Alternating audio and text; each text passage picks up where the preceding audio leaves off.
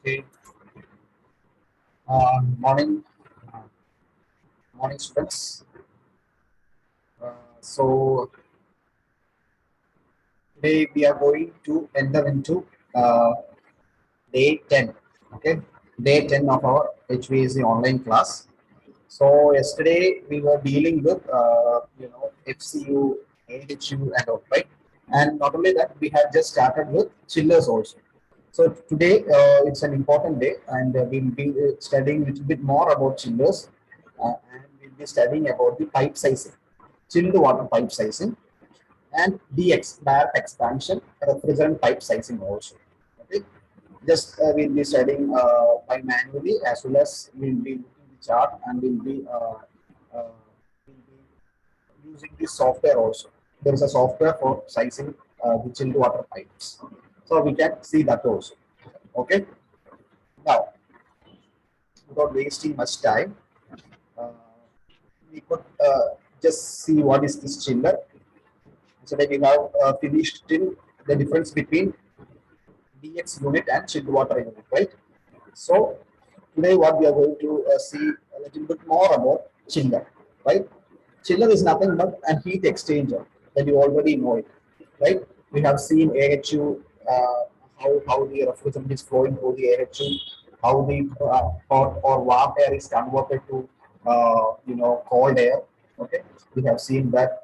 Then again, it will be going to the outdoor unit. If it is a chiller, if it's a chilled water, the outdoor unit is chiller, right? So we have seen that.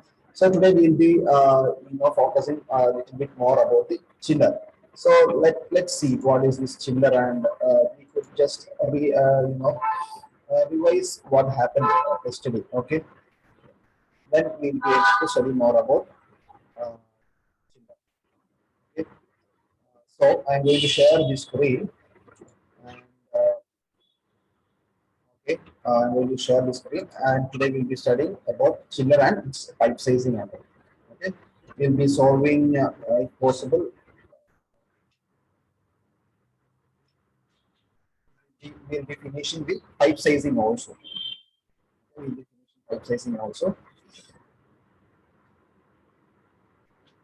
So, I'll just share my screen. See this. I believe you can see what is this. Slide. Okay, you can see this slide.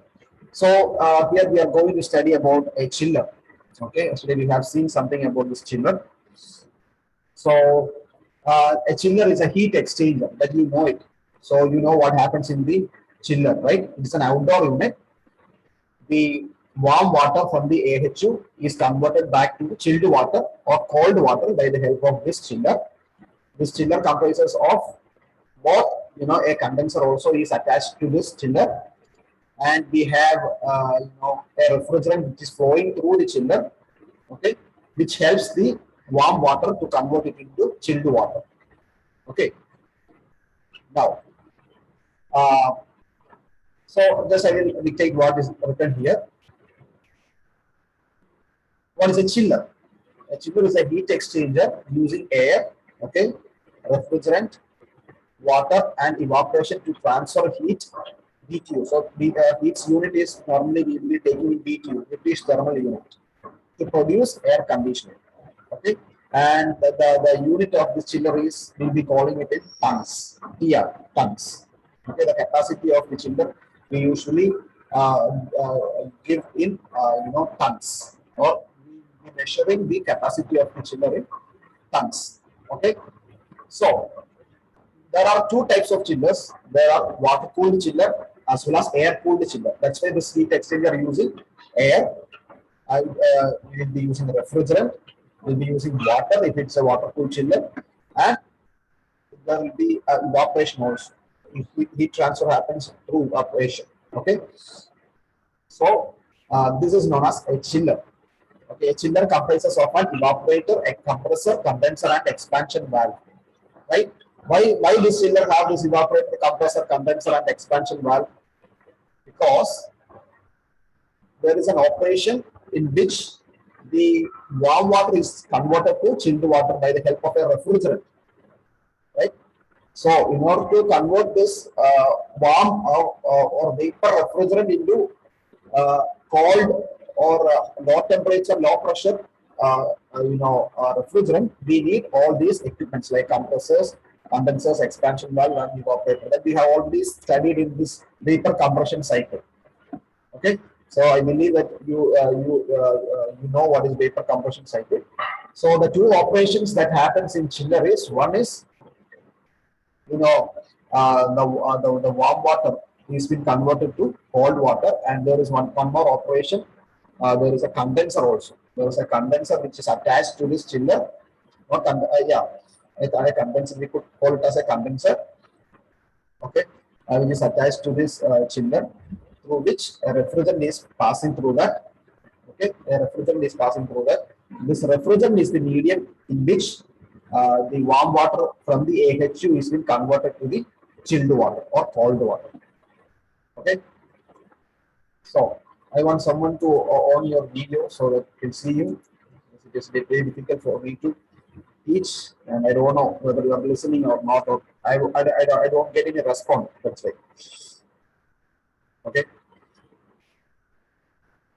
and so there are different types of chillers also. Okay, mainly we have two types of chillers that we can study after this. So just write what is a chiller, and you can draw these two columns, and you can write supply and return. From chiller, supply water is been going through to AHU, and from there return is coming back to the chiller. So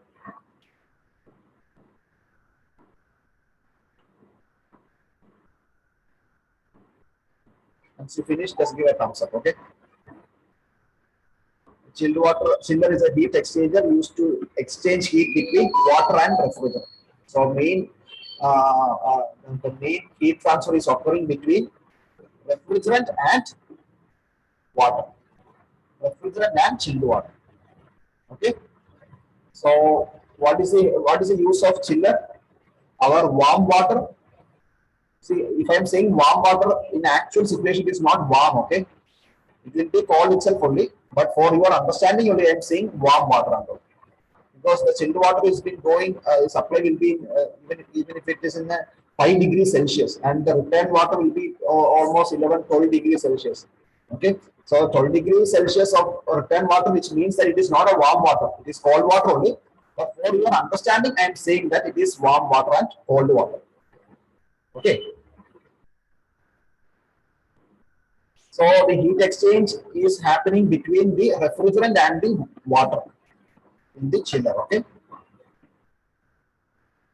And we have two types. Air cooled chiller is also there. Water cooled chiller is also there. In air cooled chiller, we use fan. We use fans, or we use air to to exchange heat between the refrigerant. Okay. And we have water cooled chiller, in which we might be using the cooling tower.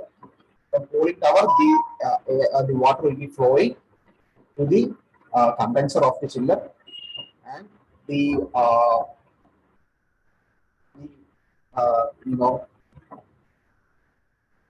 the hotness or the temperature of the refrigerant is being reduced by the help of water.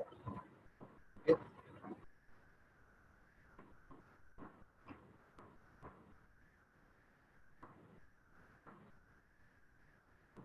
Okay. So now there are two types of systems, like systems of air conditioning. One is vapor compression cycle, and another one is vapor absorption system that we'll be studying later if we have time. Okay. In vapor compression cycle, we know there are two types. One is DX type and one is chilled water system. In chilled water system, mainly we have air cooled condensers and water cooled condensers. Okay, this is the systems of air conditioning. We have vapor compression cycle and vapor absorption cycle. In vapor absorption cycle, we will be using another one setup only. The refrigerant will be liquid ammonia, and instead of compressors, we'll be using a generator and absorber. Two different equipments will be doing the operation that of a compressor. That's all in vapor absorption. So just focus on vapor compression cycle. So here also in vapor compression cycle we have two systems. One is VX. Okay, we'll be using normal refrigerants. In chilled, next one is chiller, in which we'll be using the refrigerant as chilled water. So in chiller, it is divided into two types. One is air cooled condenser and water cooled condenser. So air cooled, which means that the refrigerant inside the chiller is being cooled by air, and water cooled means the refrigerant inside the chiller is being cooled by water. Okay.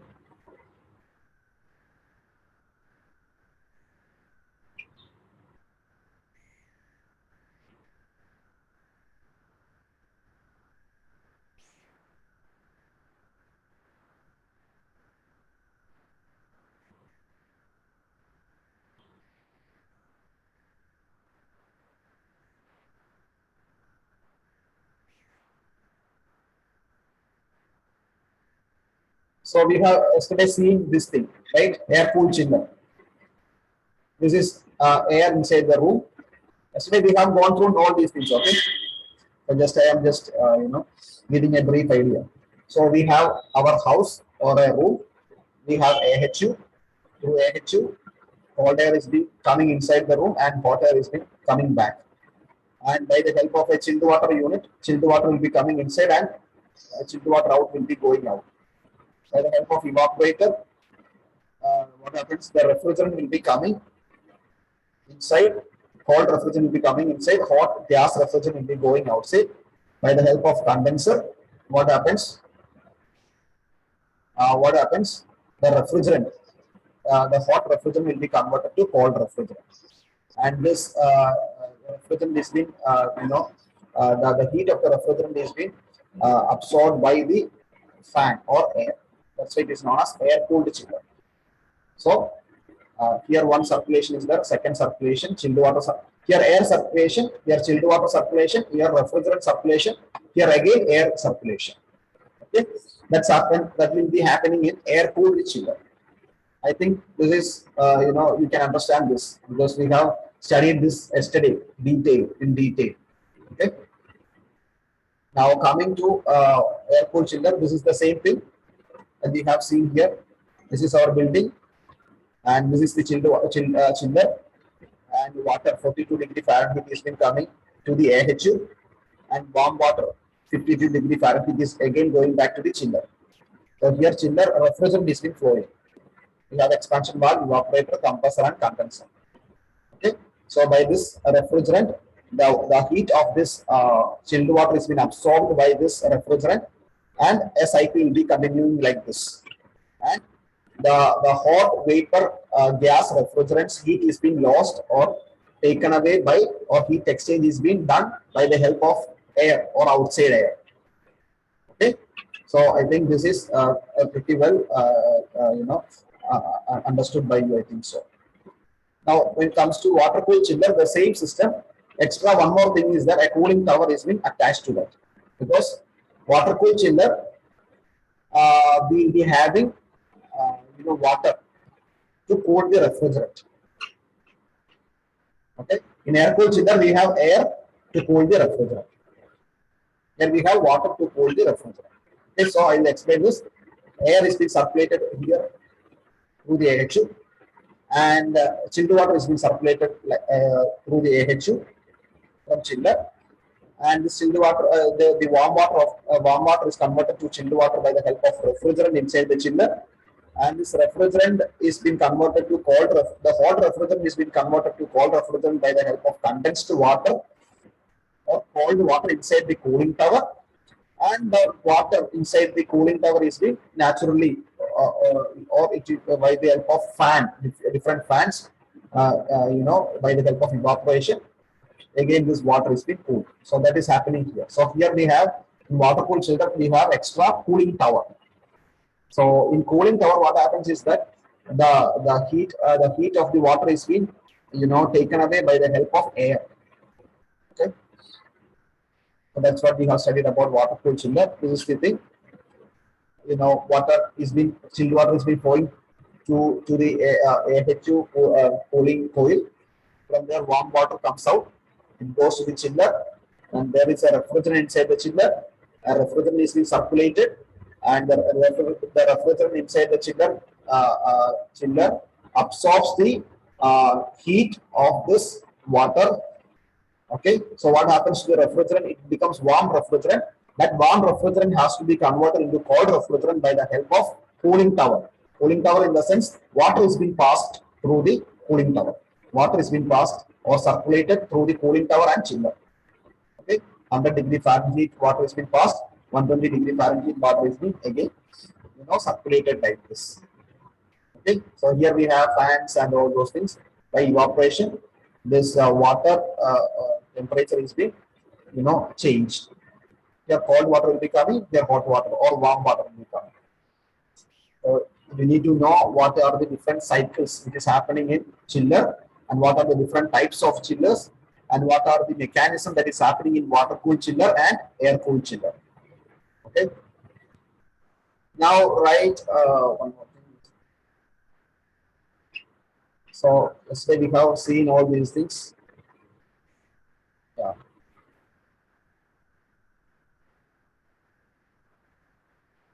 This is air cooled chiller. Now,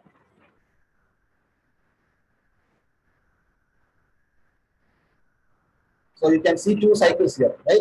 Air is being circulated here. Water is being circulated here. Refrigerant is being circulated here. Water is being circulated here. Okay. I think there is no doubt in all these things, right? It's clear, right? Yeah. So this is water cooled chiller. Okay. You can see this is the air handling unit.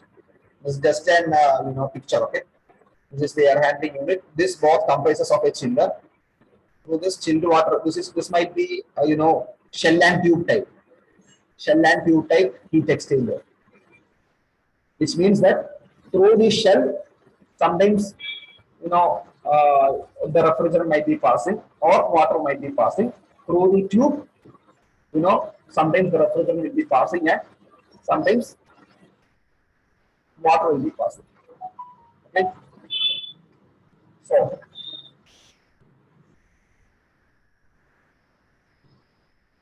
So here what happens? Water is being circulated. Here refrigerant is being circulated. So these two comprises of chiller. Okay. Here hot water will be converted to cold water, and by this condenser, what happens? There is a refrigerant also will be flowing in between this flow. Okay. And by the help of a pump, it is going back to the cooling tower. So water will be circulating like this. Here also refrigerant will be circulating. Here water will be circulating. Here air will be circulating. Okay. So this gives a good understanding about it. See from here. Okay. See from here, from the left side. This is cold air to building from the AHU. Here warm air to the AHU.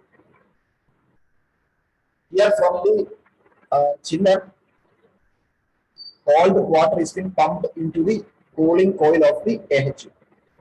From there, warm water is being coming back to the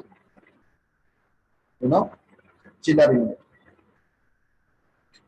The other equipment of the chiller, cold liquid refrigerant is being passing through the shell and tube type. So what happens? Heat exchange happens here. Warm gas refrigerant is being evolved. So again, that warm gas refrigerant should be converted to cold liquid refrigerant by the help of water that is coming from the cooling tower. So cold water will be coming, and here another heat exchange happens. So what happens? Warm gas refrigerant will be converted to cold liquid refrigerant, and cold water will be converted to hot water.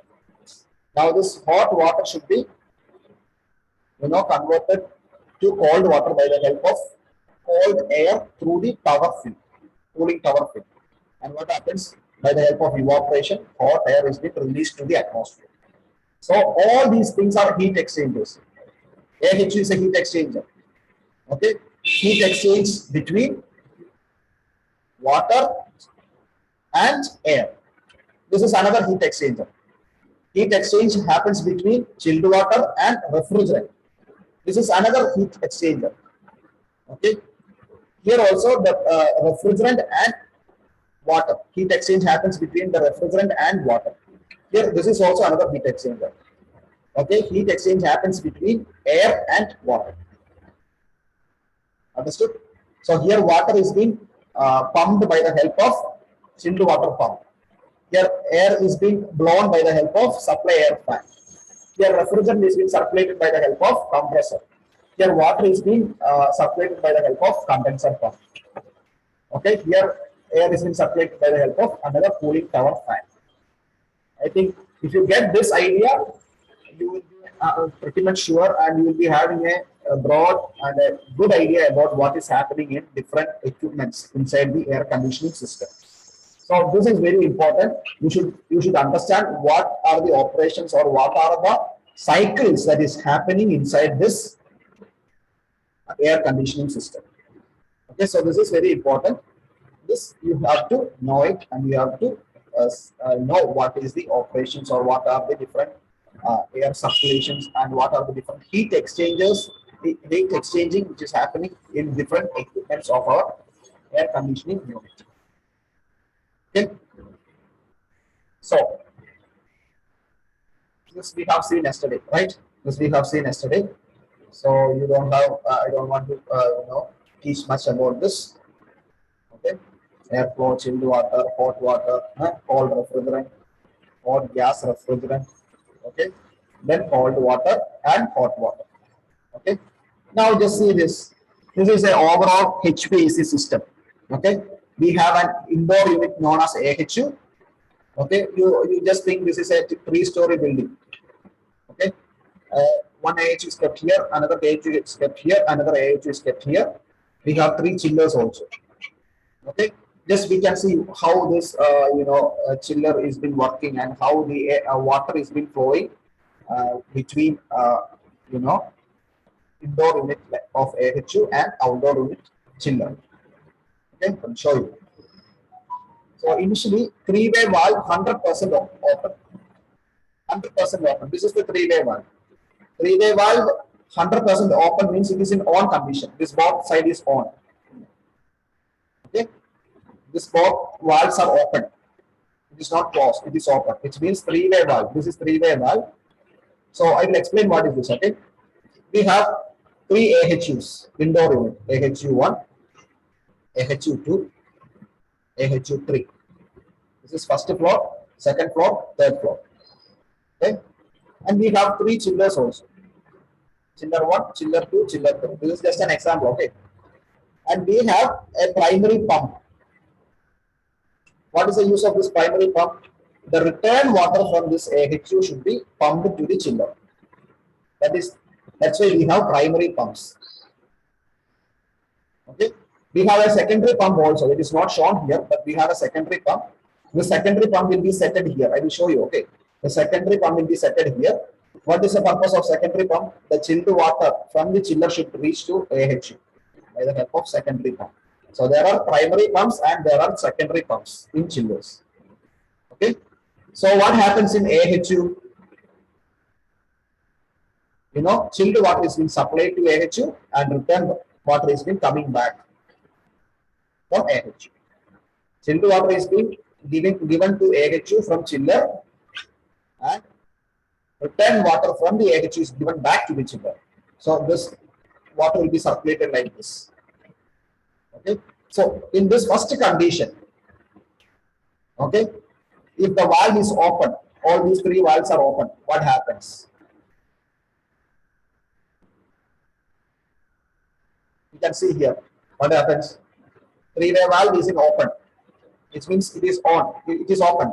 Valve is open. This three-way valve is open. This side and this side is open. So what happens? The water. This is a constant flow chilled water. Okay. The water is flowing constantly. Okay. So from these three chillers, the water will be collected through this pipe, and it will be distributed to AHU1.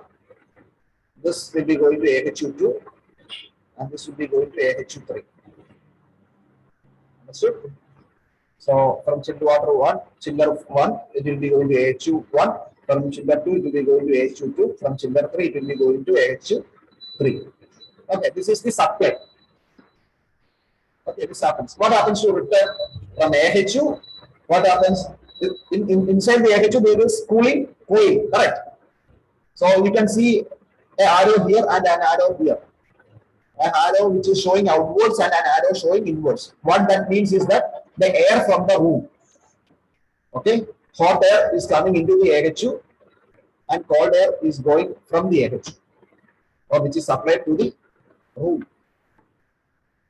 Okay, so inside this AHU there is a cooling coil. We have already studied what are the different equipments which is inside the AHU. We have seen yesterday. There is a cooling coil. That cooling coil helps to cool the air. So inside that cooling coil, chilled water will be flowing. That's what I have shown here. Chilled water will be flowing through the cooling coil of this AHU, each AHU. So the air gets contact with this heat exchanger or this cooling coil. So the hot air will be, or the warm air will be converted to cold air. Why? Because the air is getting touched with this cooling coil. Because inside the cooling coil, what happens? Chilled water is being flowing. Understood what I am saying? Chilled water is being flowing. So you can see here. So from AHU, return water is being flowing. So return water is being flowing. You can see here. See, return water is being flowing. So it is coming back to the chiller through this pump.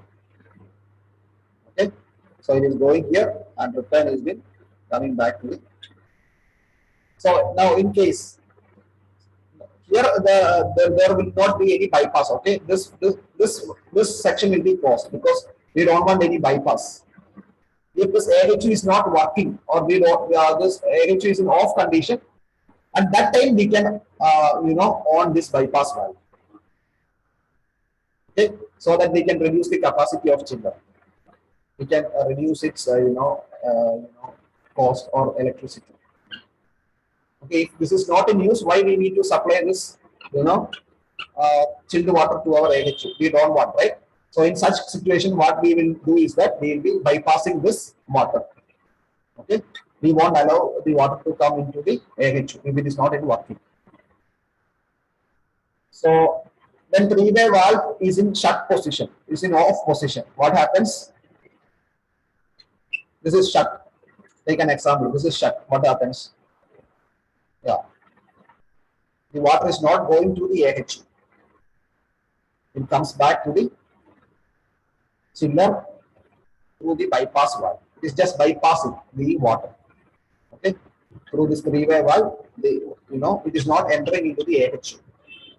Okay, it is going back to the chiller. Okay, so if you are not using any air conditioners, what happens? The three-way valve will be shut, or three-way valve will be in 0% open. This means it will be in shut condition or off condition. So what happens? It won't enter into AHU, and it will be coming back. So now what happens? Chilled water passes through bypass valve. Okay, chilled water will be passing through bypass valve. It is not entering into the AHU. Okay, now see the overall HVAC system. You can see these are butterfly valves. Okay, two-way valve is in open condition. Okay, two-way valve is in open condition. If they are using two-way valve, it is in open condition. This is another system. It is a variable flow chilled water system. First one, it was constant flow. Now you can see what happens in variable flow. Okay, in constant flow we were using the bypass valve. Here we are not using any bypass valve because we are varying the chilled water according to this pump system only. Okay, let's see what happens here.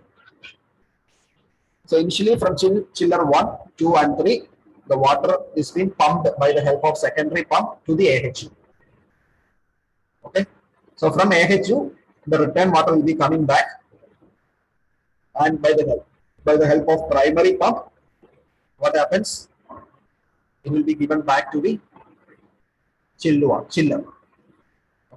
So it will be given back to the chiller. So this is what happening here. So we have a secondary pump with VFD, variable frequency drive. So according to its need, it will regulate it. According to its need, it will supply. Okay. So let's see. Any two-way valve is open. Okay, any two-way valve is not open, any two-way valve is shut. So we have three valves. So what happens? We need only water in this AHU1. So what happens? All these two will be shut. We want only this pump and this two pumps to be on. Okay, we don't want all the pumps to be run because we are shutting this board. Okay, so just see.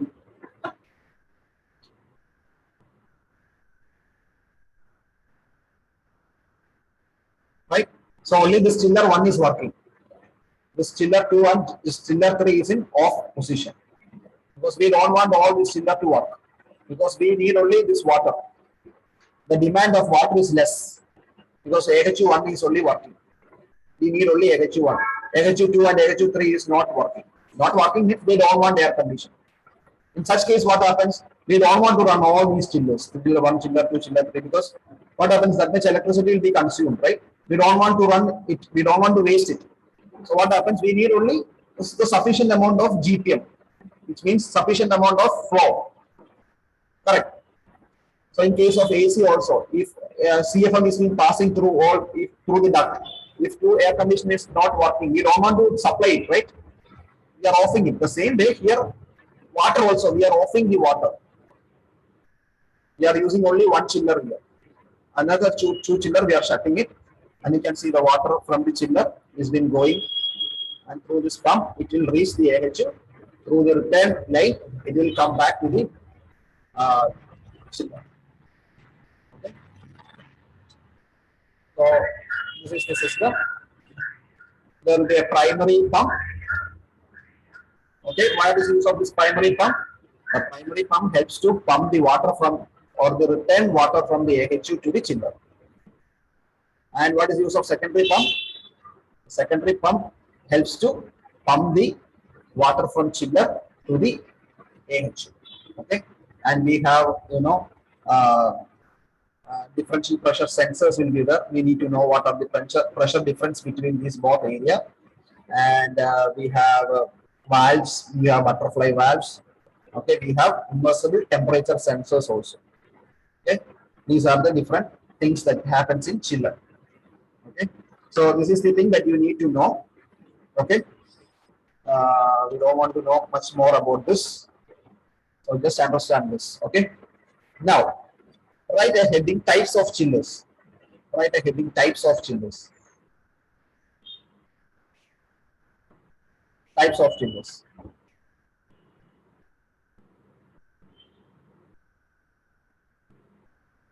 Write the heading types of chillers. And write in subheading classification based on heat exchangers. There are different types of chillers. Okay, classification based on heat exchangers. Classification based on heat exchangers.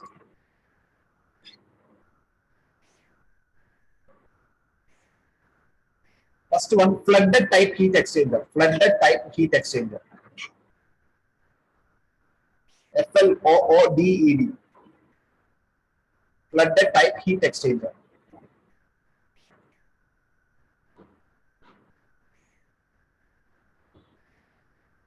Flooded, FLOODED. Flooded type heat exchanger.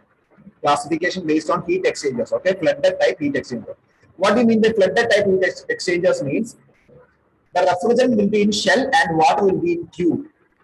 Basically, this chiller will be a shell and tube type. Okay, so in flooded type heat exchanger, refrigerant will be in shell. Okay, the refrigerant will be flowing through the shell and the water or the chilled water will be flowing through the tube.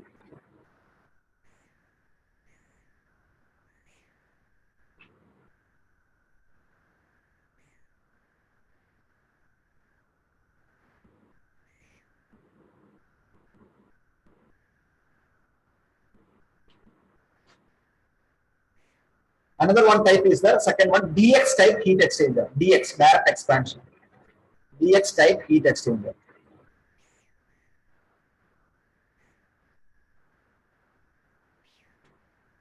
In DX type heat exchanger, what happens? Refrigerant will be in the tube and water will be in the shell. Refrigerant will be in the tube and water will be in the shell.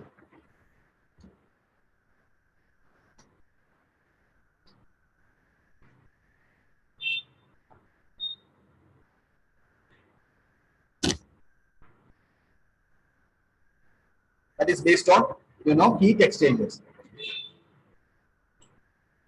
Refrigerant in tube and water in shell. So now we have compressors. We have compressors in chiller, right? We have studied about compressors in chiller. So we have different types of compressors also. Okay, when we are buying a chiller, we have compressor. That compressor will be different. We have different types of compressors. So, right, classification based on compressors. Classification based on compressors.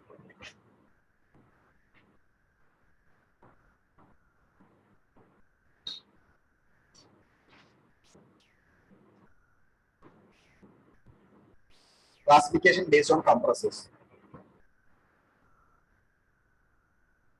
We have centrifugal. We have centrifugal, CENTRIFUGA. We have centrifugal compressor in the chiller. We have screw, SCREW, screw compressor.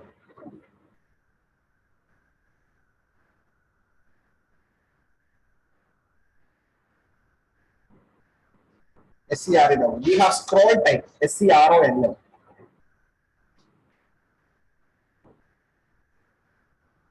We have scroll type, chillers. And we have reciprocating type also, reciprocating.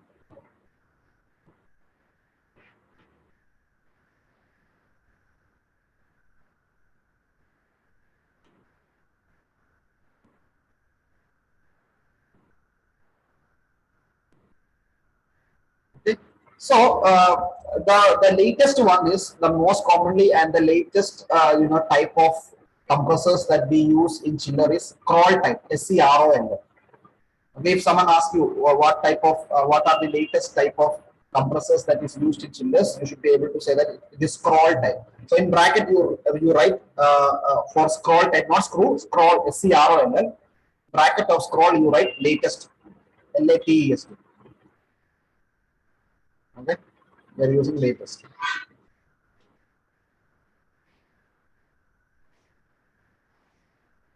Scroll type is the latest one. Now, when coming to chillers, chiller is the outdoor unit, AHU is the indoor unit, right? The refrigerant that is passing between chiller and AHU is chilled water, correct? So, when we are designing something, we know that this water has to pass through some medium in the sense some isolated path. Initially, we have studied about duct. Through duct, what happens? Air is being passed, right? The unit of air or the discharge of air was CFM, cubic feet per minute, right? So, in this chiller, water is being flowing between AHU and chiller. So, this water has to be passed through a isolated path like that. So, here what we are using is that pipe, normal PVC pipe or copper pipe or whatever piping pipe. So, here the refrigerant is liquid or water. The water has to pass through pipe. So, as we have sized the duct, depending upon the air, we have to size the pipe depending upon the amount of water. The unit of air was CFM, correct? Here the unit of or the discharge of water is GPM, gallons per minute. Understood what I am saying? Here the unit of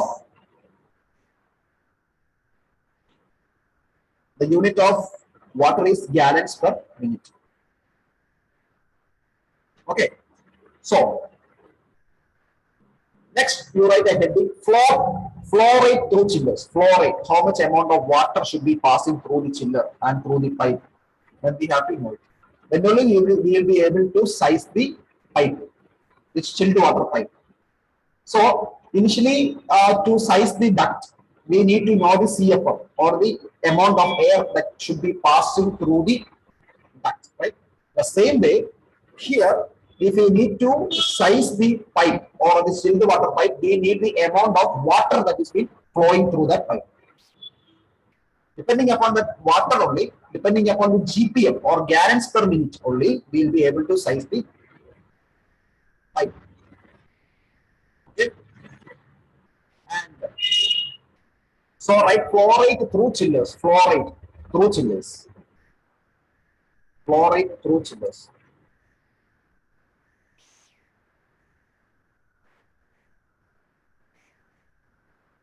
Flow rate through chillers.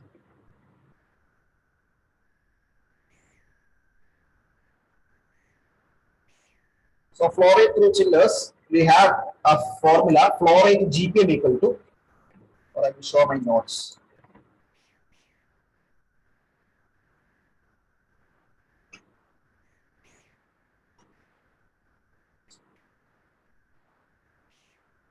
Can you see this? Flow rate GPM equal to capacity. Capacity in ton. Capacity means we have different indoor units like AHU. We will be already knowing its capacity, right?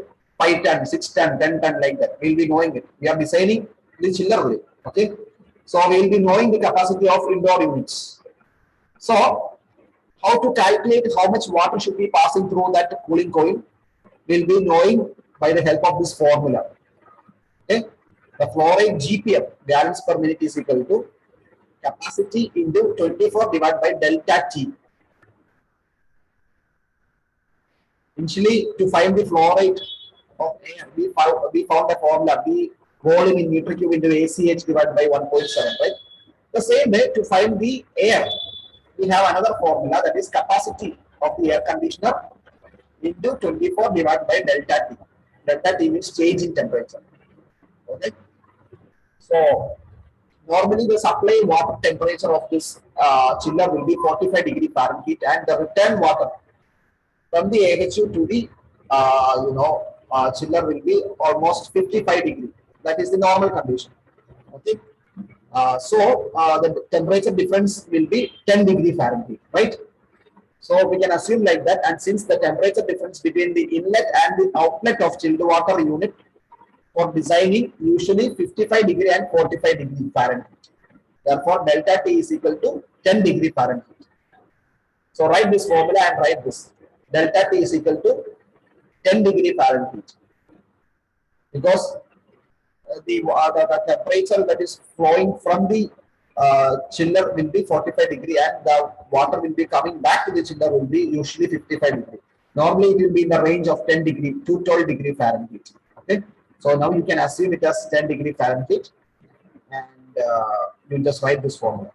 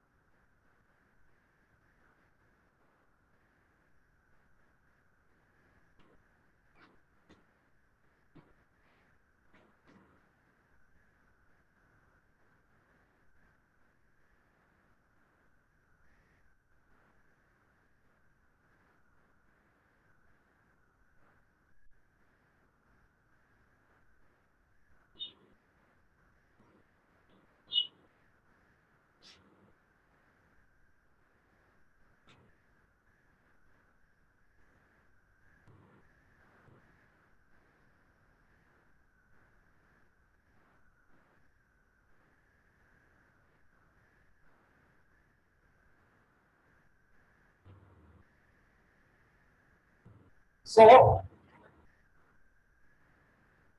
if it is delta T is 10, can you write this flow rate is equal to capacity into 2.4 or TR into 2.4?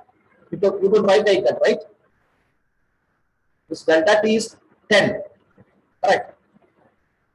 Change in temperature is 10. So You just write the next step, flow rate in GPM is equal to capacity into 2.4 because 24 divided by 10 is equal to 2.4. All right, capacity into 2.4. Floor and put it in a box. Have you completed this?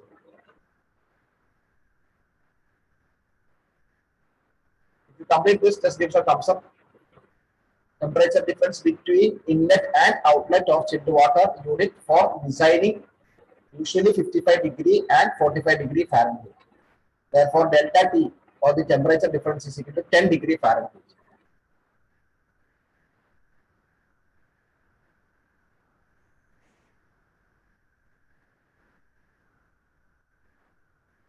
So if you finish this, just give a thumbs up.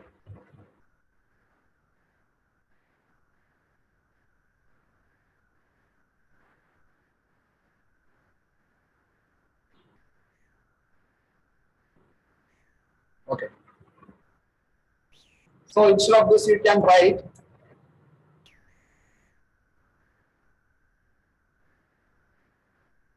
you see 55 and 45° Fahrenheit universal. Universal in the sense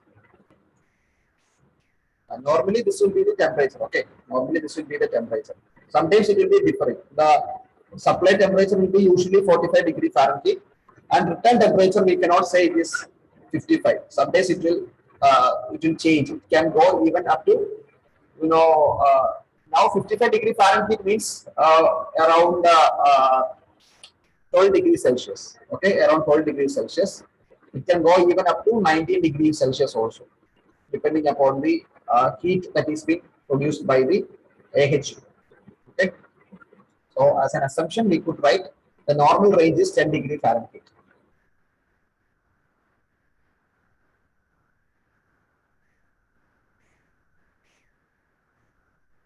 Now, you could write this as this thing. Flow rate is equal to GPM into, sorry, flow rate GPM is equal to TR into 2.4. You could write like this, right? Because delta T is equal to 10°. So write this and put it in a box, and we can see we can go with another question. We are going to find out the chilled water pipe size. Write this, flow rate GPM is equal to TR into 2.4. This is an important formula. Okay, to find out the flow rate, you just multiply the ton of refrigeration into 2.4. We will be getting this GPM.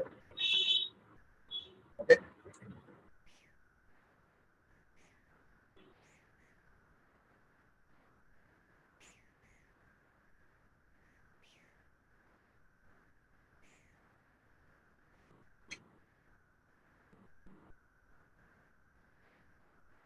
Now write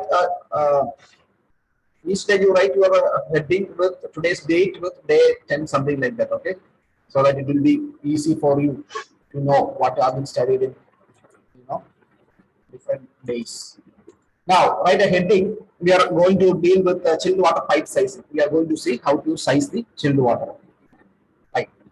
Okay, so write the heading chilled water pipe sizing. Chilled water pipe sizing.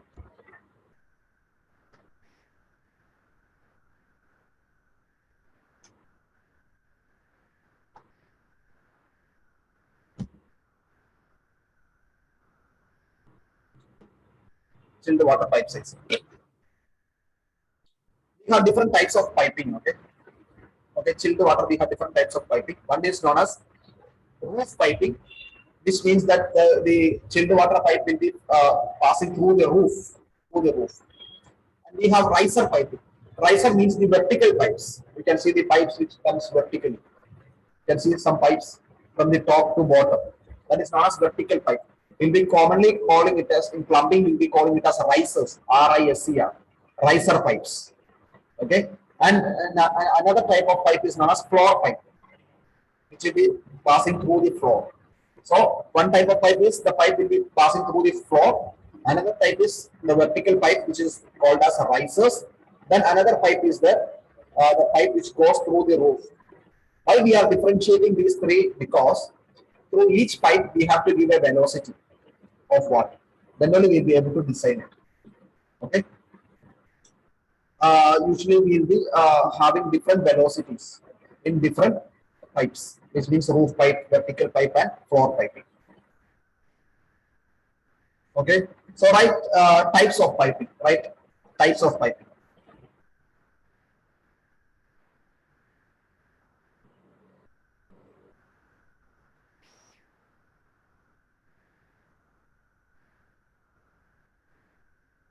First one is floor pipe, floor pipe, or right, okay, floor pipe, FLOOR, floor pipe or floor piping. Second one is riser piping, RISER, riser piping,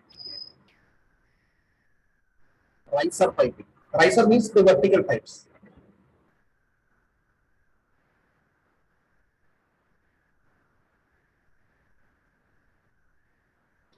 The next one is the roof piping, the pipe which is passing through the roof.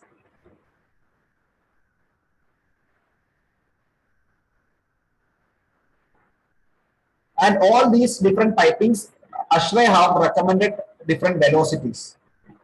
Okay, so write recommended velocities, recommended velocities. Right, another heading, recommended velocities. So ASHRAE have given or recommended different velocities for different pipes. So for roof piping, it is 9 FPS, 9 feet per second. The speed of the roof piping is 9 feet per second. That is a recommended value, okay?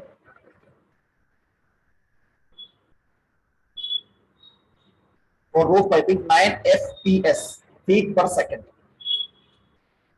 9. For riser piping, it is 7 FPS. 7.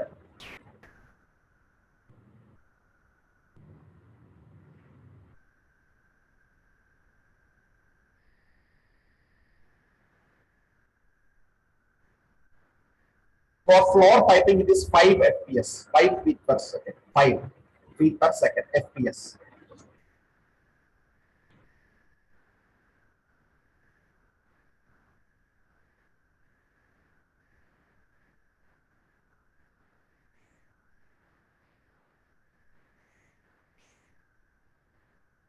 Okay.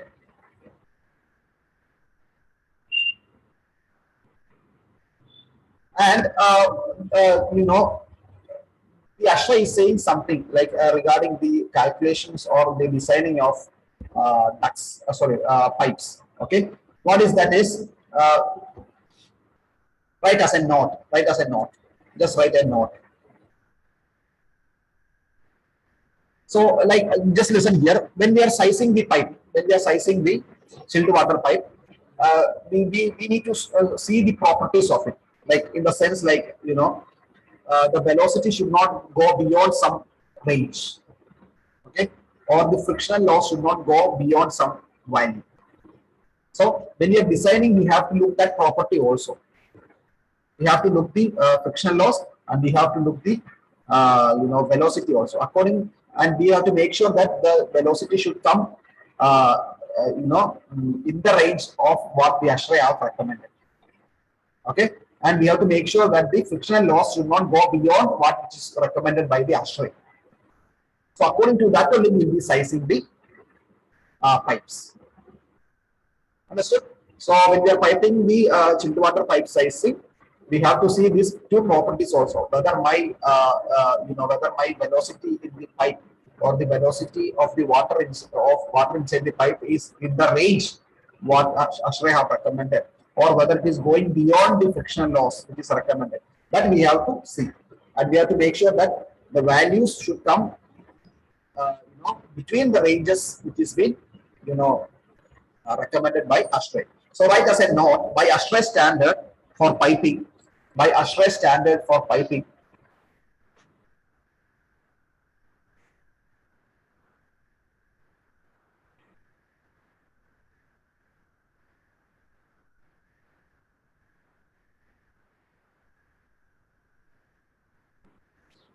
we could listen here, we could size the pipe, chilled water pipe by manual method. We could just directly take it from a graph, or a tabular column, and we could size by the help of pipe sizer software also. There are three methods. We can use it. We can find the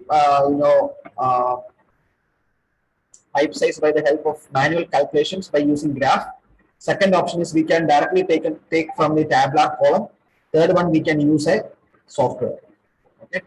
So write as a note by ASHRAE standard for piping. By ASHRAE standard for piping. Can you see this? Right, first point. If diameter, this is known as diameter. This shows diameter. Okay. If the diameter of pipe is less than or equal to 2 inch, write this. If the diameter of the pipe, diameter, this shows the diameter. Write this. If diameter is less than or equal to 2 inch, then 4 feet per second is the maximum velocity. This is important, right? If diameter is less than or equal to 2 inch, then 4 FPS is the maximum velocity. If the diameter is greater than 2 inch, we have to make sure that 4 feet per 100 feet is the maximum frictional loss or maximum friction.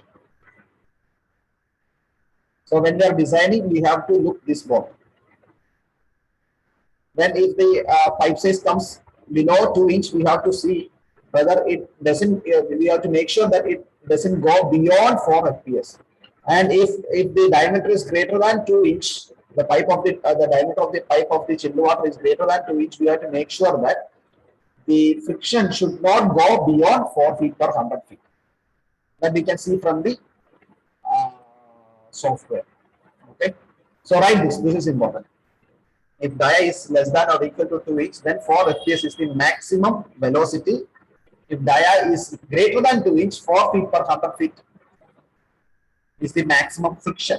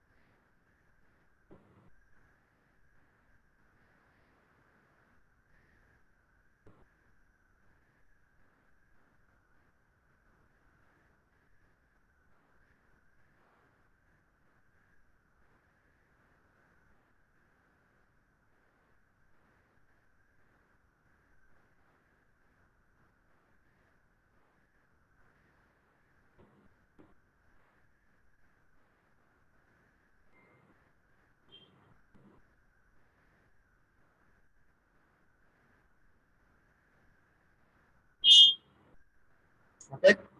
Now, I said we have 3 methods for pipe sizing, chilled water pipe sizing. One method is this, directly you can choose from this tabular column. See this, this is an imperial, and this is imperial unit, and this is SI unit.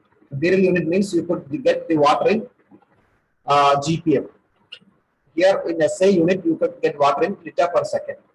Here you could get pipe size in inch, and here you could get pipe size in mm. So see this, if the GPM, you could calculate the GPM by the help of a formula, right? If the GPM is in between 0 and 2.8, the maximum pipe size or the pipe size is half inch or 15 mm. If the GPM is between 2.9 and 5, you could choose 3 by 4 inch pipe size, or you could use 20 mm. If it comes between 5.1 and 8, you could use 1 inch. If it comes or 25 mm. So you could see this. Depending upon this different GPM, you can see. If the gallons per minute, the flow is between 70 to 120, you could take 3 inch pipe. Okay. If the flow is 250 to 450 range, you could take 5-inch pipe, which means 125 mm pipe size. Okay, even you can go for up to 600 mm.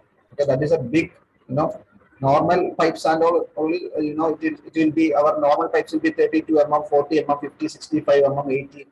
Maximum it may go 125 or something like that. Supply. Even it can go up to 600 mm also. Okay, 600 mm means it's a big pipe. Okay, it's a very big pipe. So this is the different flow rate. Then if your flow rate comes in any of this range, you can choose the pipe size according to this. Okay, so this is a very simple, way to find out the pipe size of chiller or chilled water pipe. Okay, now we are going to do a question. We are going to solve a question and we are going to find out the pipe sizes. Okay, so you write a question and I will show you a question. We can solve it. Okay.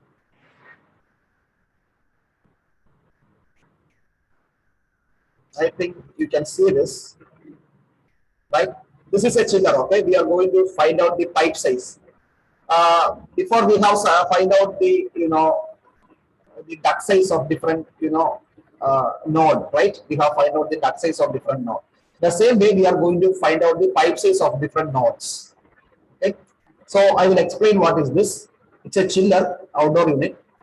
From the chiller, a chilled water pipe is going, main pipe, and it is branched. It is branched. You can see AHU1, air handling unit 1, air handling unit 2, air handling unit 3, air handling unit 4, air handling unit 5. The capacity of air handling unit 1 is 20 TR. The capacity of air handling unit 2 is 25 TR. The capacity of air handling unit 3 is 15 TR. And the capacity of air handling unit 4 is 20 TR. And the air handling unit 5 is 25 TR. And you can see, this is, you give this as A, B, C, D, and E. And you can write the node of this pipe. This pipe is node 1. This pipe is node 2. This pipe is node 3. This pipe is node 4. So draw this. Chiller, from chiller pipe is water is being flowing and it is distributing to 5 different air handling unit. And write this node, okay? Don't forget to write this node and don't change its position also. This is 4, 3, 2, 1. This is A, B, C, D, E. This much length is node 1, this much length is node 2, this much length is node 3, this much length is node 4. So we are going to find the pipe size of node 1, node 2, node 3 and node 4. We are going to see what is the pipe size of node 1, what is the pipe size of node 2, what is the pipe size of node 3, what is the pipe size of node 4. Okay, manually we are going to find. Afterwards, we could find by the help of software also.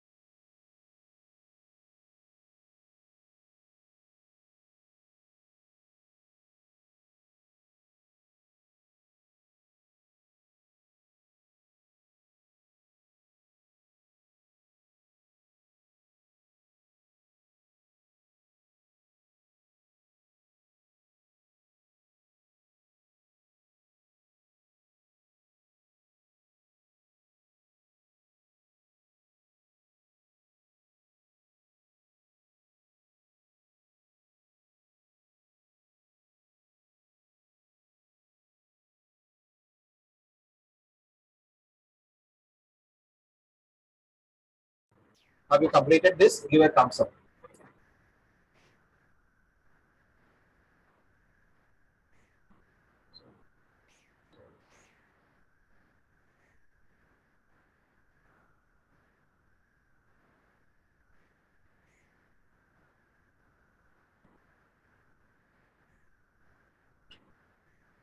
complete drawing this, give a thumbs up. Okay.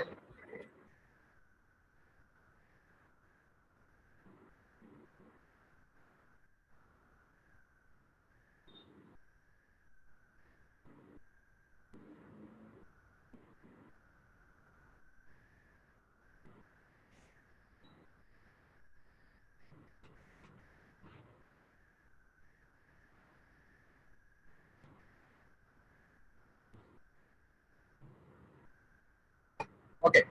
So in node A, okay, in node A, what will be the GPM?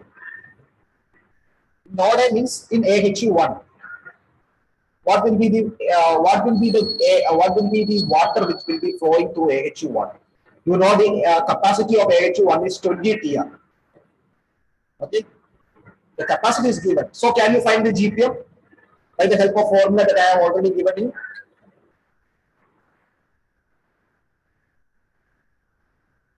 Just try and give an answer on my chat box.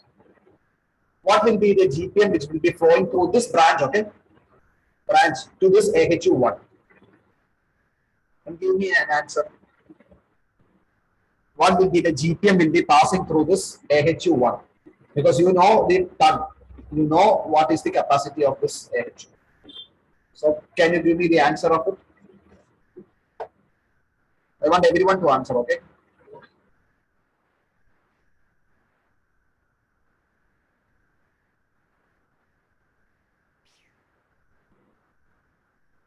We know what is the formula for finding out the GPM. So I want how much amount of water will be passing through this AHU1.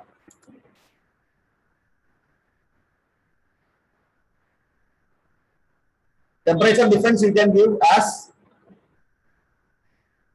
10. Normal. Asim as 10. So okay, Kirti.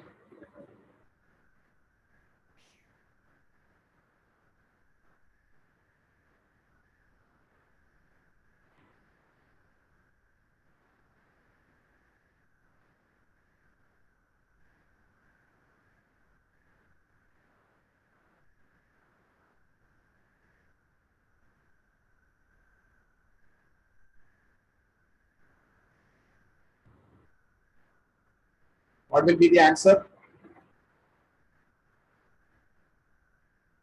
You are taking this much time.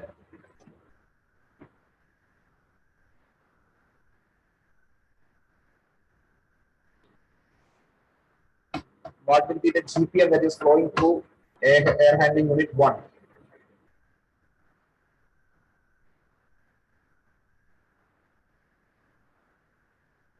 Take delta T as 10.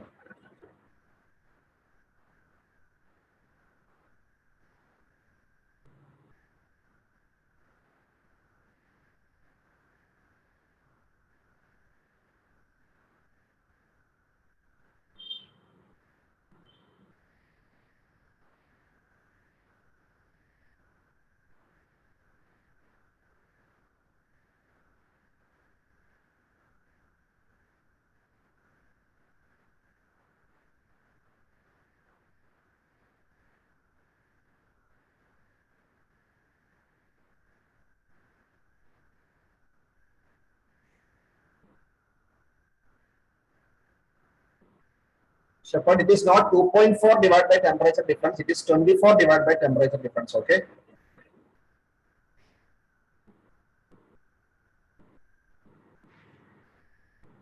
That's what I said, nah. 24 is like is 24. You know what is the formula? You know, GPM is equal to TR into 24 divided by delta T. So if the delta T is 10, you'll be getting it. GPM is equal to TR into 2.4. Because the delta T is 10, that's why you are getting GPM is equal to TR into 2.4. Actual formula is equal to GPM is equal to TR or ton of refrigeration into 24 divided by 10. 24 divided by 10 is 2.4. That's all. So what is the answer? What about others? Vinu and Vinu, Jacob and all, you don't know what is the answer?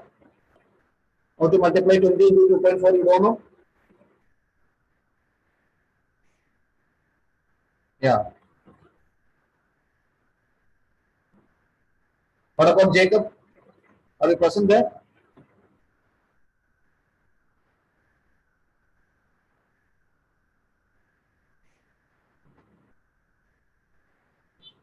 So once you get the answer, kindly find the answer at node B, node C, node D, and node E. I want to know what is the GPM that is passing through node A, node B, node C, and node D and node E, because all the capacities is given. Node 8 is 20 TR, node B it is 25 TR, node C it is 15 TR, node 4 it is 20 TR, and node 5 it is 25 TR. So kindly find the answer like this. Node A, GPM is equal to TR into 2.4, 20 into 2.4, that is a GPM. So node B, node C, node D, and node E. Just find the answer and give.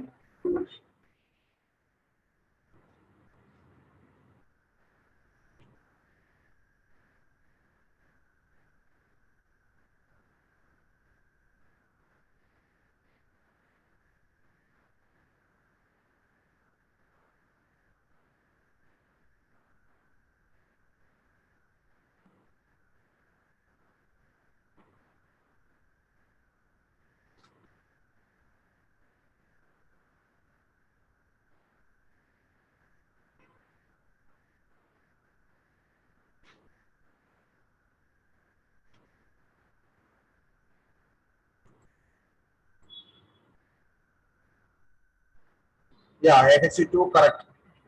AHU1 48 GPM, AHU2 60 GPM. You could write like this: node A, node B, node C, node D, node E, like that, because I have already given node, right? Node A, node B, node C, node D, node E. You could write like this: node A, this much, node B, this much, node C, this much.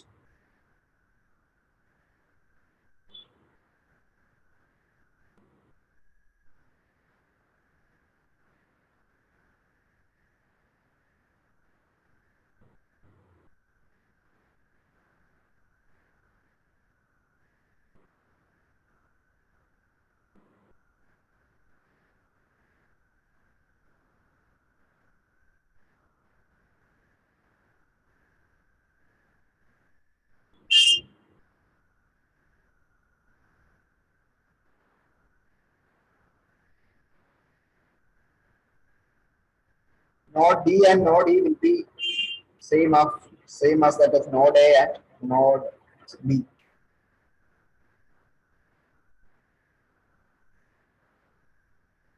Node C 36 fine. Only Vinu is getting answer. What about Kirti? What about Shepherd? What about Jacob? Jacob is not there. Or is there any difficulty in answering that? Let me know.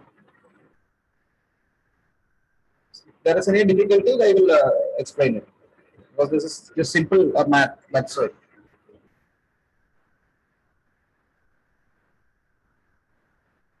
If you have any doubt, you can ask me. Okay. Regarding this calculation, it's just very simple. You just see what are the AHU. The 5 AHU is there. Its capacity is given.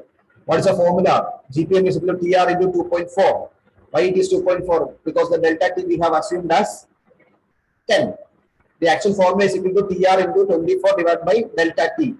So if the delta T is 10, normally the formula will be changed to TR into 2.4. So what is the TR here? 20. So 20 into 2.4, 48. Right. So here next one 25 at B. So 25 into 2.4. How much? 60. Right. Now node C 15 TR. 15 into 2.4. How much? 36.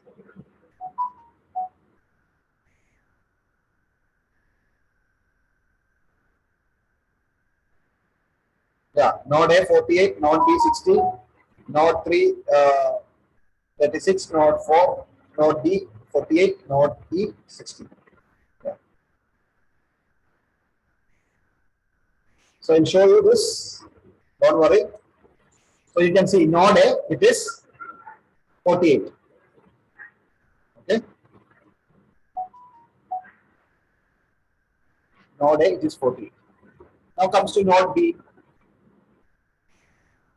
Node B, it is 25 into 2.4 because at node B, the air handling unit, the capacity is 25 here. So 25 into 2.4 is 60 GPM. Node C, it is 36. Node D and node E will be same as set of A and D. I think you understood this, right? Yeah. Now, write the second point. So you have found the water that is passing through each branch. And you have found. Now you need to know the what is the water or GPM that is passing through the main line. Main line. You know what is the water that is passing through A, B, C, A and B, right? So what will be the water that will be passing through node 1? This one. Can anyone answer what will be the water will be passing through this pipe, node 1? Can anyone answer it?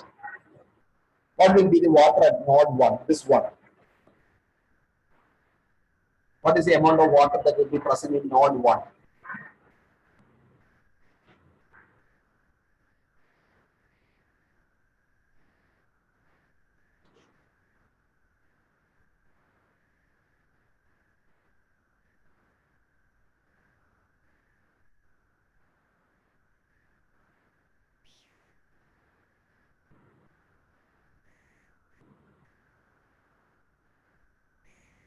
Yeah, will you have answered it?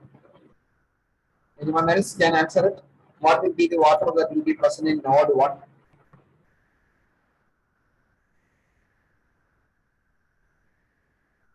Yeah.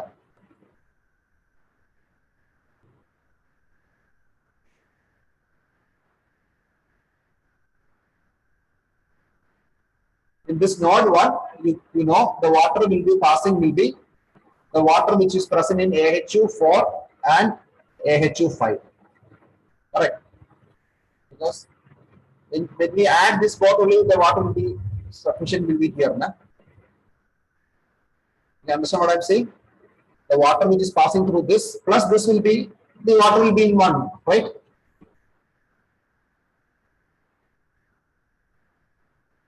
Any doubt? You know what is the water that is passing through AHU5? How much? I think it is 60 GPM. What is the water that is passing through AHU4 or node D? It is 48 GPM. So what will be the water will be passing through this main my main pipe? 48 plus 60. 48 plus 60, right? So 108. So same way, find out the answer for node 2. What will be the water will be passing through node 2? The water that will be passing through node 2 will be the addition of water which pass through node C plus node D plus node E. Correct. What will be the water will be passing through node 3? The water will be passing through the node 3 will be the addition of water which passes through node B plus node C plus node D plus node E. Finally, what will be the water will be passing through node 4? The water that is passing through node 4 will be addition of water which passes through AHU1, AHU2, AHU3, AHU4, AHU5 or node A, node B, node C, node D, node E. Simple. The same way we have found for the CFM in that toilet ventilation and car parking ventilation. I think you are remembering that, right? They are splitting and at last the duct size increases. The same way here, the pipe size just increases when it is coming back. When it is going, it is decreasing, decreasing, decreasing. When it is coming back, it is increasing, increasing, increasing. Right? So, right, amount of water discharged through each pipes, right? The heading, amount of water discharged through each pipes.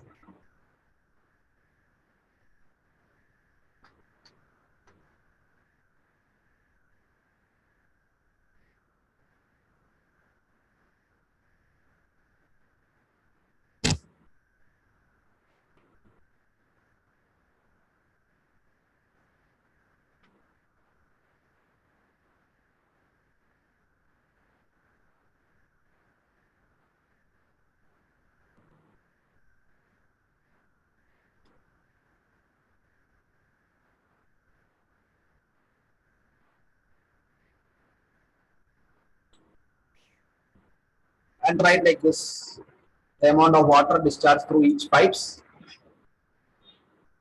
Node 1, it will be D plus E. Node 2 is C plus D plus E.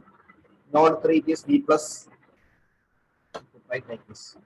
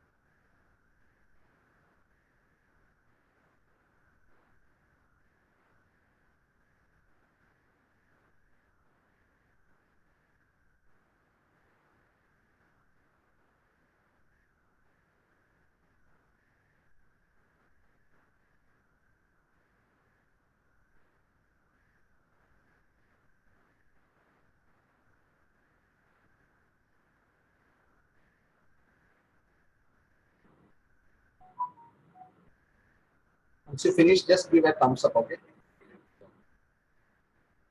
Now, we have found the uh, pipe sizes. Sorry, not pipe sizes. We need to find the pipe sizes. We have found the amount of water that is passing through each pipes. So, when you get this, you could easily you find the pipe size by this graph that I have, not the graph, the tabular column that I have shown you before. You could choose the GPM, you could choose the range of GPM, and you could size it. Okay, and whether you see that this 108 GPM is coming in the range which is shown in that tabular column on the table. The second one is you can give this GPM into the software and you could get the answer. The third step, that is manual calculation, that we are using now. So for that we need some tabular columns that we need to write. Okay. So what you need to do is, so write to find pipe size, write node, GPM, velocity, pipe size, ASHRAE standard, final pipe size. Okay. Write this column, write this row, write this first row. And you can write this also: node A, node B, node C, node D, node E, 1, 2, 3, 4 node. And you know what is a GPM, right? You know what is a GPM, which is passing through all the nodes. So complete this first two columns and this first row, and you could take floor piping here. You could assume as a floor piping here. So what we are doing here is that initially we are taking the velocity and we are sizing the pipe. Then we are seeing with the ASHRAE standard, and then we are finding the final pipe size. So here two ways we are finding the pipe size. One is the normal velocity method, and another one is by ASHRAE method, whether we are seeing But we are seeing this the velocity it is recommended by the asteroid. Okay, so do one thing, write this first column or first row and complete this first three columns. Rest pipe says we can find it out from the tablet, I mean from the graph. So for this velocity, why you have taken 5 fps? In future, you should not forget it, because we have assumed as floor piping here. So in floor piping, the velocity is 5 fps. So take this 5 fps.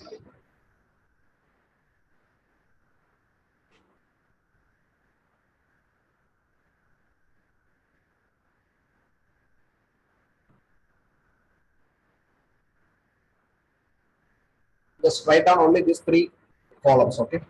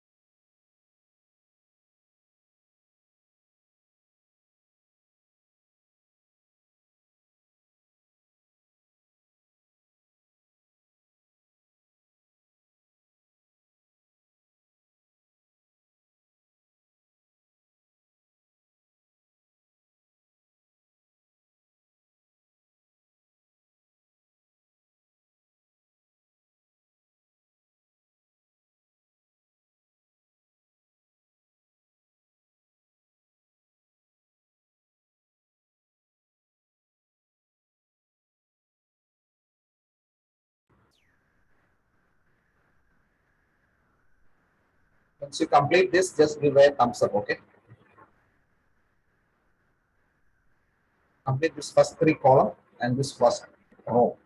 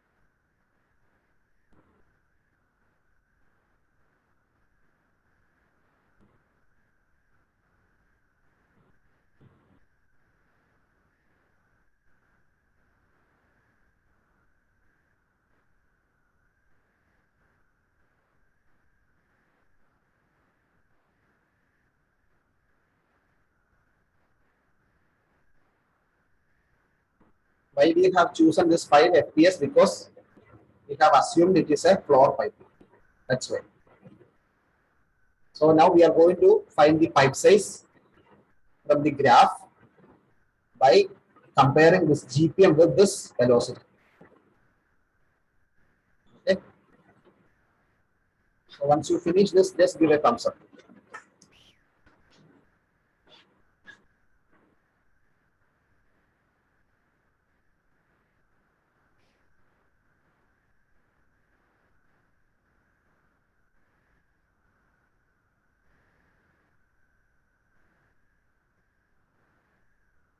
What about others?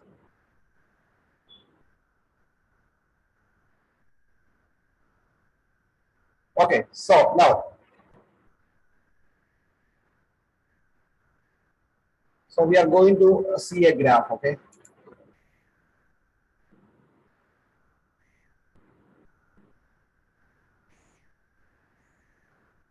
Can you see this graph? We could get it from Ishray. And water steam piping design and materials. This is the graph. And friction loss for open pipe system, water schedule 40 pipe. Okay. Here in this x-axis, we could see the frictional loss. Feet of water per 100 feet is given in the x-axis. So you can see 0.1, 0.15, 0.2, 0.3, 1, 1.5, 2, 3, 4. It is given like that. It's a friction loss.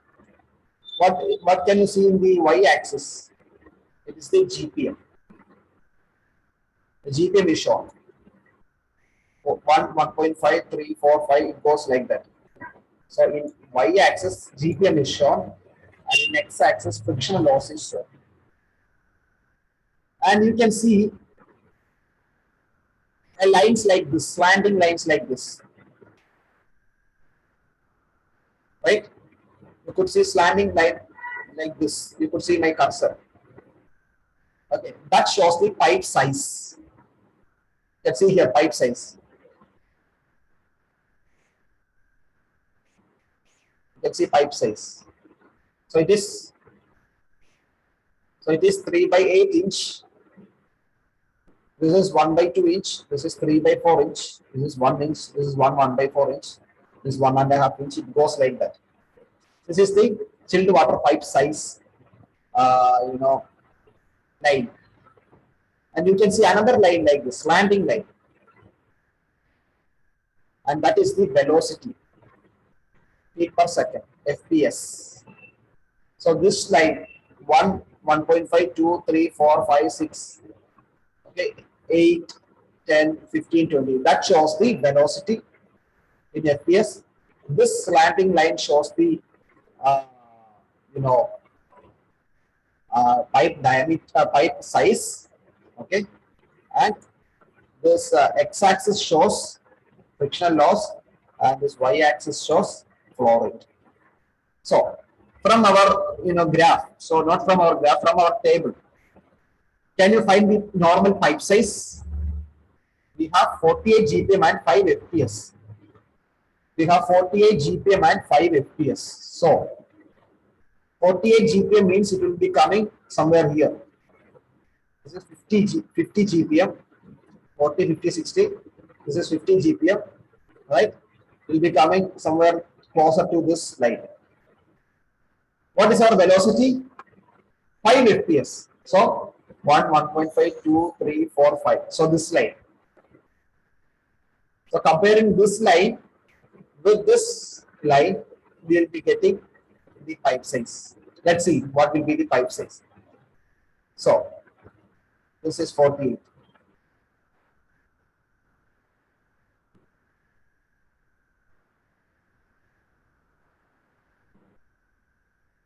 Come somewhere here, right? 5 and 48. Come somewhere here.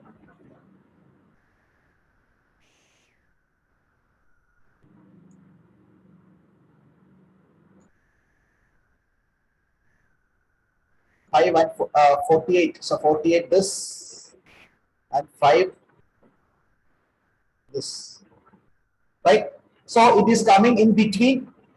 See, the point is this, where my cursor is being laid. right?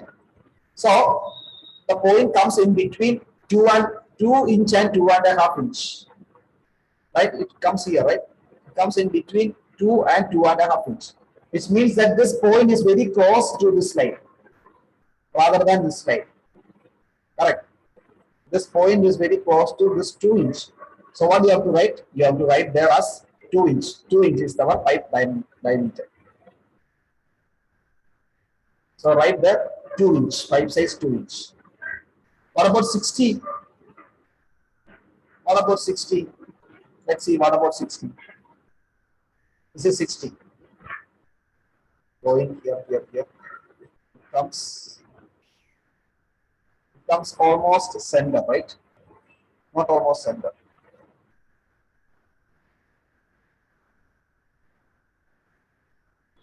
Yeah.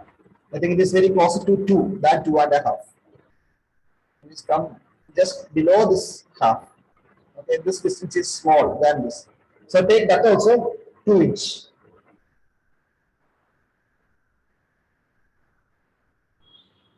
The point will be somewhere here. So take that also 2 inch. What is the next one? See, 36. So 36 means somewhere here, this line.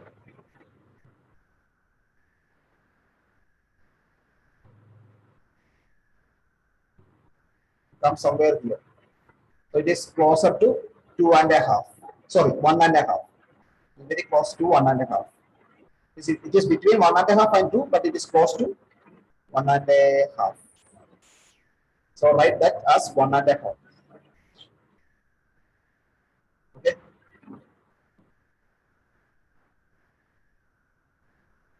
So similarly, can you find for 108? So you can write what are the pipe sizes that I will show you. And from here, can you find what is the size of 108 pipe 108? GPM 108. 108 is somewhere here. When it comes to 5, where it will be? Comes to closer to 3, right? 108 comes very close to 3. So 3 inches that pipe dimension. So find out for all other values 48, 60, 36.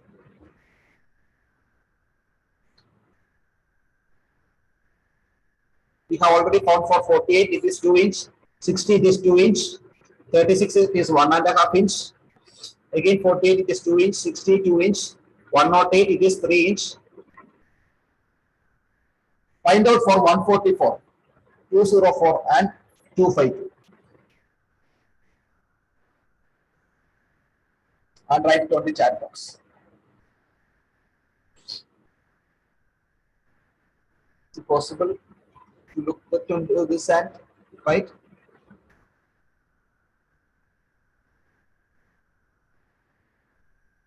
Find for 144, becoming closer to 150, 204 and 252. Find what is the pipe size.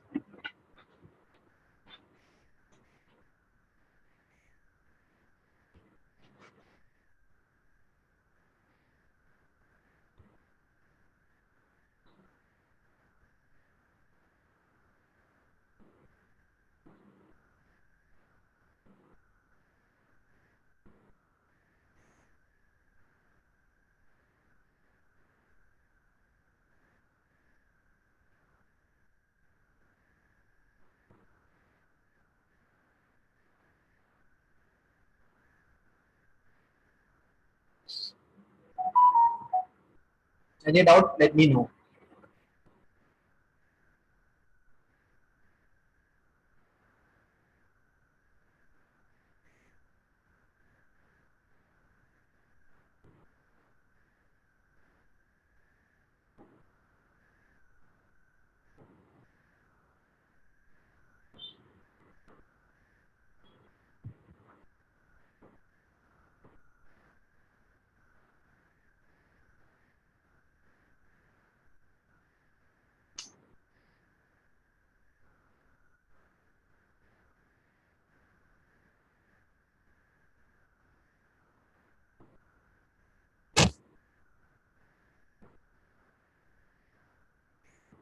and you will be getting the pipe size like 2 inch, 2 inch, 1.5 inch, 2 inch, 2 inch, 3 inch, 3.5 inch, 4 inch, 5 inch. Okay. So you'll be getting like this.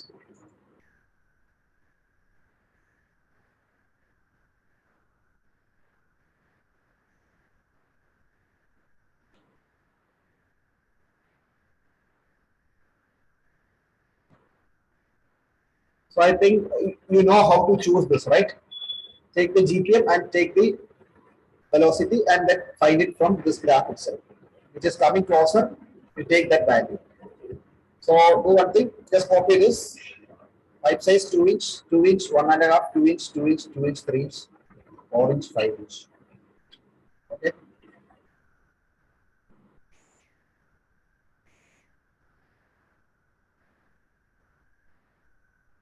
So when you complete this pipe size, what we have to do is that next we are going to see what is the pipe size according to the ASHRAE. Yeah, that is the final pipe size. So initially we know that we have written a knot, right? If it is less than or equal to 2 inch, if the diameter is less than or equal to 2 inch, the pipe size should be the maximum velocity should be 4 feet per second. That's what it is being said. If it is greater than 2 inch, 4 feet per 100 feet is the maximum friction. Right? We have already written a knot. Right? So what do you have to write? So if the pipe size is less than or equal to 2 inch, you have to write according to ASHRAE standard, it is 4 FPS. So you can see 2 inch, 2 inch, 1.5 inch. When it is greater than 2 inch, like 3 inch, 3.5, 4, 5 inch like that, the maximum friction should be 4 feet per 100 feet. So with respect to this velocity and this friction loss, we are going to find the final pipe size. So write this ASHRAE standard. If it is 2 inch or less than 2 inch, 4 FPS is the maximum velocity. So write 4 FPS. If it is greater than 2 inch, write 4 feet per 100 feet is the maximum friction. So write that friction over there. Now we are going to find the pipe size with respect to this ASHRAE standard.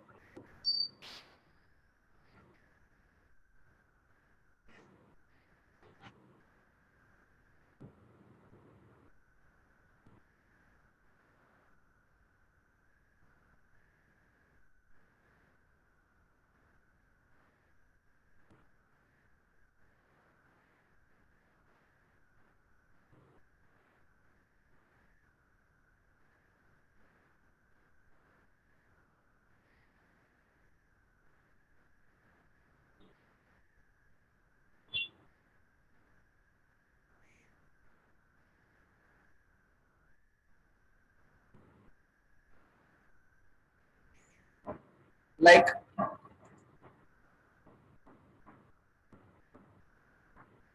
yeah, ASHRAE standard means we have already written a knot, right? Before itself, we have written a knot. When we are dealing with recommended velocity, below recommended velocity, you have written a knot, right? What was the knot? If the diameter is less than or equal to 2 inch, this one. I said this. If the diameter is less than or equal to 2 inch, 4 FPS is the maximum velocity. The diameter is greater than 2 inch, 4 feet per 100 feet is the maximum friction. So what you have to do? Write this here. The pipe size is 2 inch, so write 4 FPS. The pipe size is greater than 2 inch, so write 4 feet per 100 feet, according to ASHRAE. We are just writing that. See, if the diameter is less than 2 inch, this greater than 2 inch, 4 feet per 100 feet.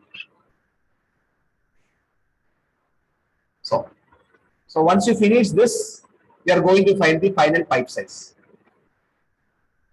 Okay. Let's go. How to find the final pipe size? The same way.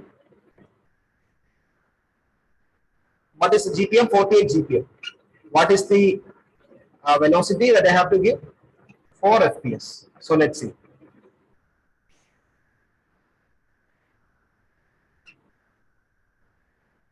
Now 48 GPM. It will come somewhere here, closer to this 50. Now the velocity that we have choose here is, according to ASHRAE, is not 5 FPS, it is 4 FPS. So 1, 1.5, 2, 3, 4. This is the line, not this one, right? This is the line. So what we have to do? 48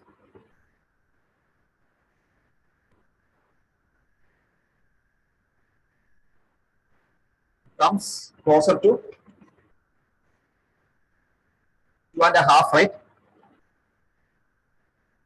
It goes just beyond the middle, right? It is coming closer to 2.5, right? This length is more than comparing with this length. So go for a safer side. Take 2.5. Okay, take 2.5 inch pipe size for the final pipe size. What about 60? What about 60? 60, 60, 62, 3. Yeah, it is coming on spot on 2.5, it seems. Okay, so that size is also 2.5. Next one is 36. Next one is 36. So 35, 36. So it will be coming in between 40 and 30.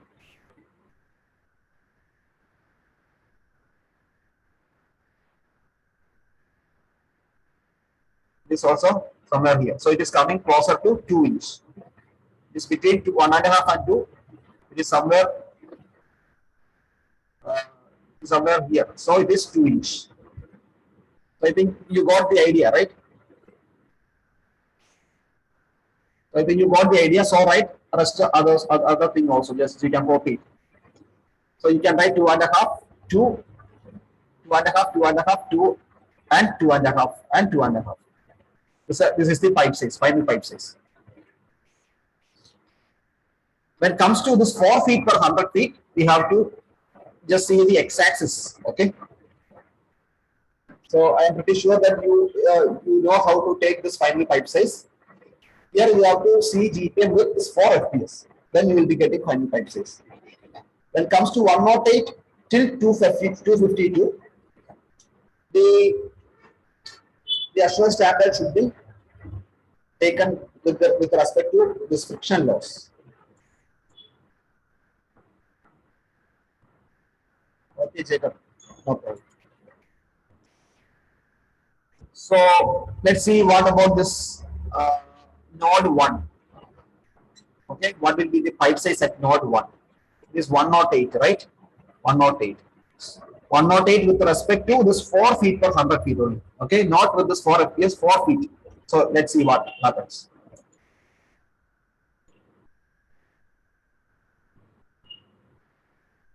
108.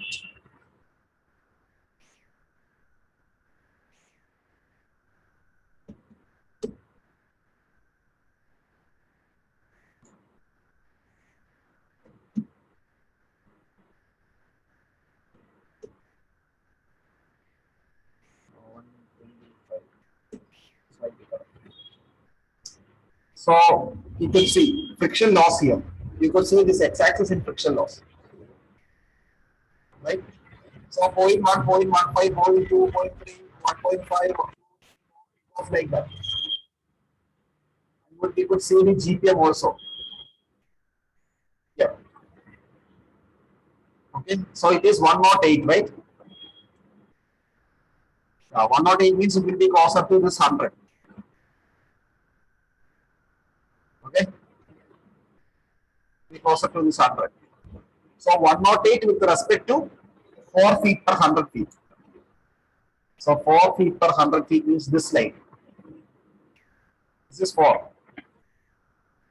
Right? 4 feet per 100 feet. Let's see.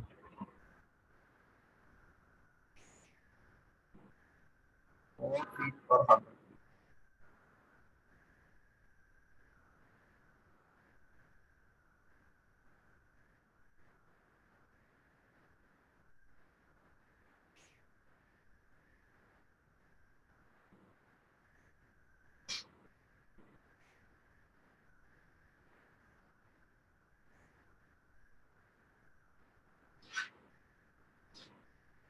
I think it was this slide, right?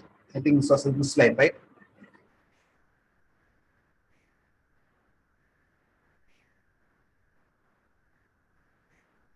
4 feet goes there, there, there.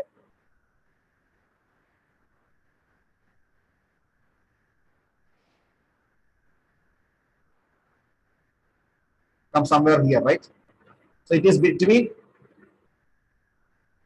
it's between this box.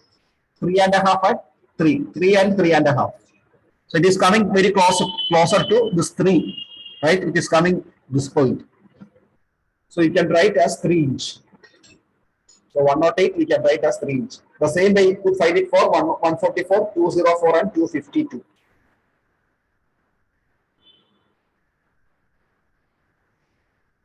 So for 144, so for 108 is 3 inch. So what about 144? 144 means it will be coming in the center. Okay. Center in the sense it will be coming.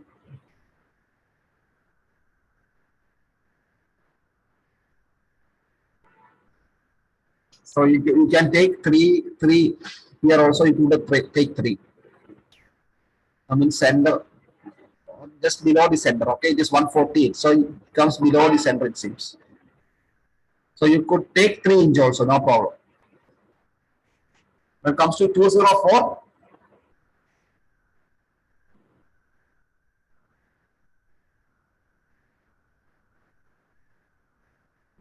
is somewhere here, right? Where my cursor is staying.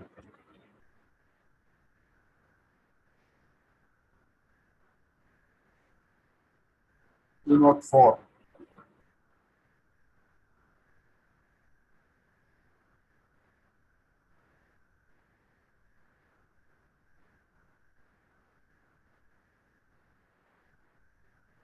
So what it will be? Is it 4 inch or 3.5 inch? 204.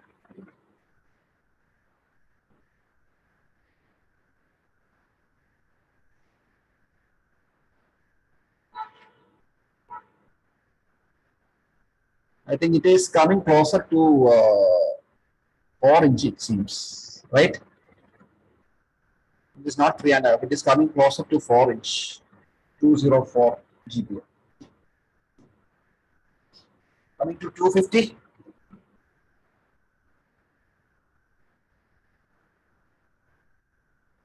That is also 4 inch. Okay. So that is also 4 inch.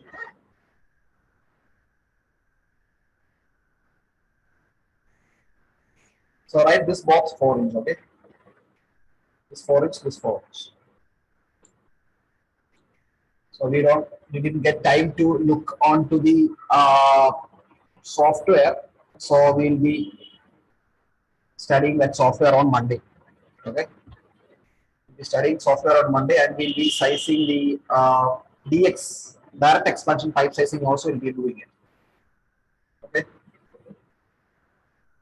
So if you haven't completed this, you can complete this. And if you have any doubt, you can ask question. You have 3 to 4 minutes.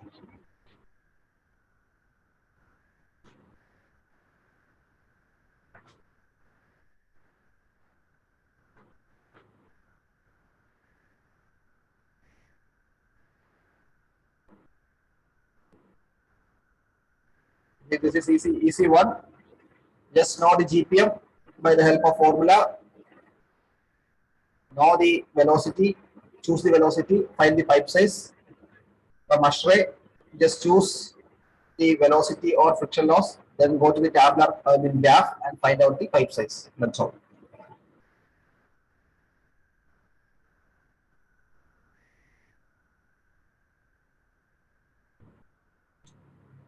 Vertical pipe size was 7 FPS.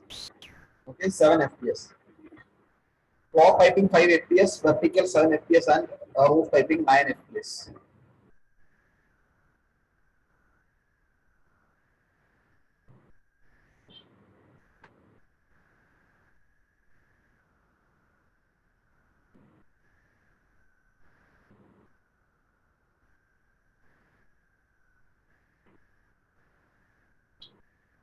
So just complete this. So we have finished with our pipe sizing, chill water pipe sizing. Just only that software is there, and it took only 10 or 5, 5 or 10 minutes. That's all.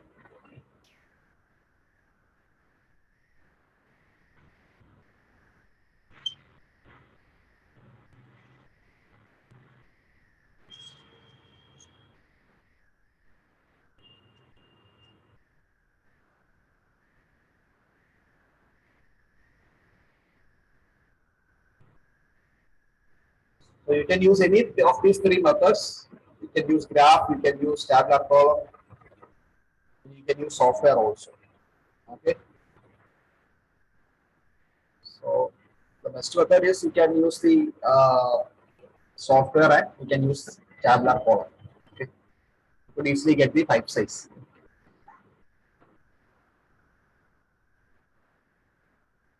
So I think there is no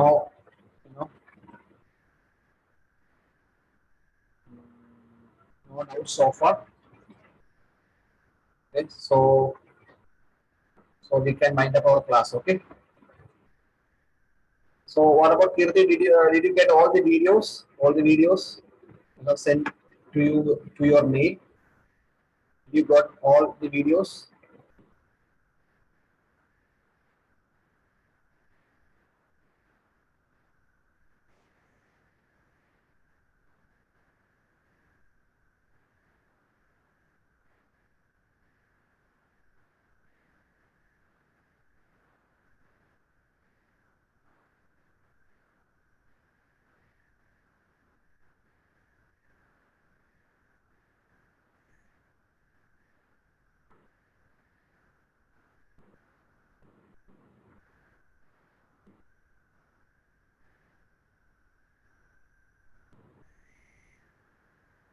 Okay. So if there is no doubt, so we can wind up. Okay, we can wind up. Just see this, and tomorrow Monday we could just look on to the software also. Okay. So thank you, students. Thank you so much. I think have you written that? Have you written the tabular column? Yes. Just give a thumbs up. Yes. Okay. So bye, students. So just go to the videos and just see if needed. Okay. Bye.